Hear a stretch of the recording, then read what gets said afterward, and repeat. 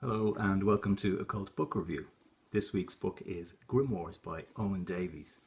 Grimoires, I suppose, are the most feared and the most revered books of magic, charms, protection, ritual, curses, conjuring, and so on. So grimoires are books of magic, but as the author says, not all books of magic are grimoires.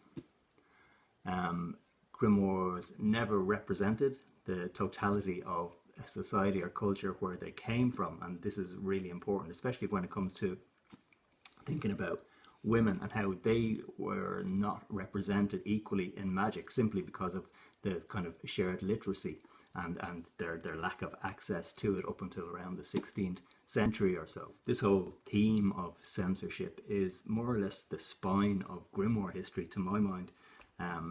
It's something that grimoires come from and rebel against and change, or else end up changed themselves. So the author talks about how the ideas initially were that grimoires came from Zoroastrianism and the Magi, and he traces their roots then up through Alexandria into Europe, North Africa, then eventually across into the United States and the kind of colonies and how everything mixed. You know, you had books of voodoo, hoodoo, mixing with European magic. And at that particular point, I was reminded of, I think it's one of the Sinister Forces books by Peter Levenda, where he's talking about how an event like Salem and how it's represented today in the media and in history books. It's all about superstition and hysteria, and people say, well, sure, there was no real magic culture there, like this is all crazy. But when we look at the history of grimoires, there really was a magical culture in America at that time.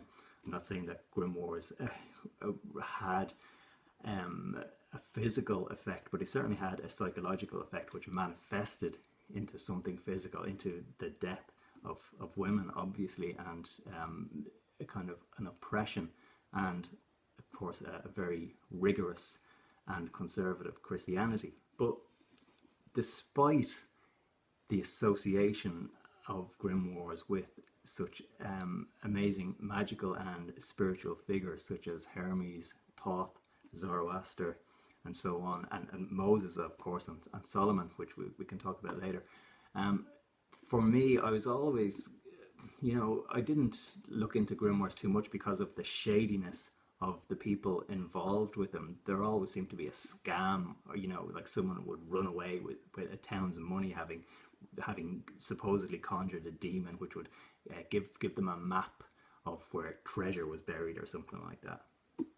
The story repeats itself through all cultures, I think, when it comes to grimoires. Davies talks about all of the grimoires that you really want to know about, from the Le Petit Albert, the Dragon Rouge, the Book of Saint Cyprian.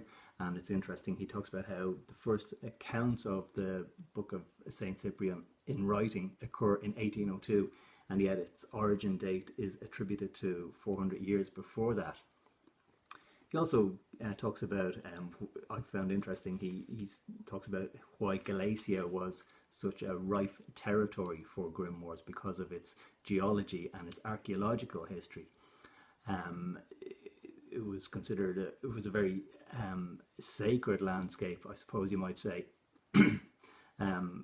We then move on to how the rise of archaeology gave people a reason to look back, and suddenly we get more accounts of books of Solomon, secret books of Moses,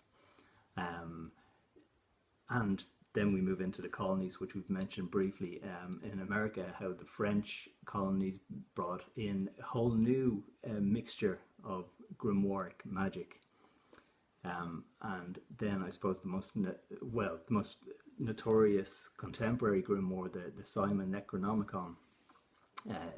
Davies gives his own opinions about that, and I won't spoil the book by telling you what they are. But he echoes quite a lot of my own thoughts about grimoires, and it was only after I finished the book that I began to reassess the whole idea of an egregore and a grimoire being quite similar. I was reading Tommy Kelly's blog last week about the rise in folk Catholicism, and it kind of spoke to me because we're both Irish, and I think we both have the same kind of suspicion about this, because we know so much about saints, and we know that saints aren't often aren't the people that they appear to be in magic. And I began to think this is kind of quite similar to what a grimoire is. You need to really think about what its roots are and what you're investing into it. But then the whole chaos magic side of things comes into it, and you have to say to yourself, well, maybe by putting so much in, we're actually creating it again. We're reinvesting the power back into either a book or a saint. As most people know, an awful lot of Irish saints are based on older pagan deities, and the pagan deities themselves are often based on astronomical alignments or occurrences. So maybe grimoires themselves may start out from a chancer or a thief, but over time that investment that people give them begins to create a power of its own. It's quite similar to what Tim Freak was saying to Miguel Connor this week on Aeon Byte about how human beings are creating God, and the whole idea of how heaven changes over time based upon what's invested. Like most history books, this book is also quite encyclopedic, so you can make a choice as to whether you want to read it all in one go or a chapter at a time, then come back to it over and over again. There's certainly a lot more to it than I've covered in this brief review. The whole area of pulp grimoires, for example, Lovecraft, the African influence on American magic and religion, the New Thought movement, the Book of Mormon. So yeah, Grimoires, A History of Magic Books by Owen Davies. Highly recommend.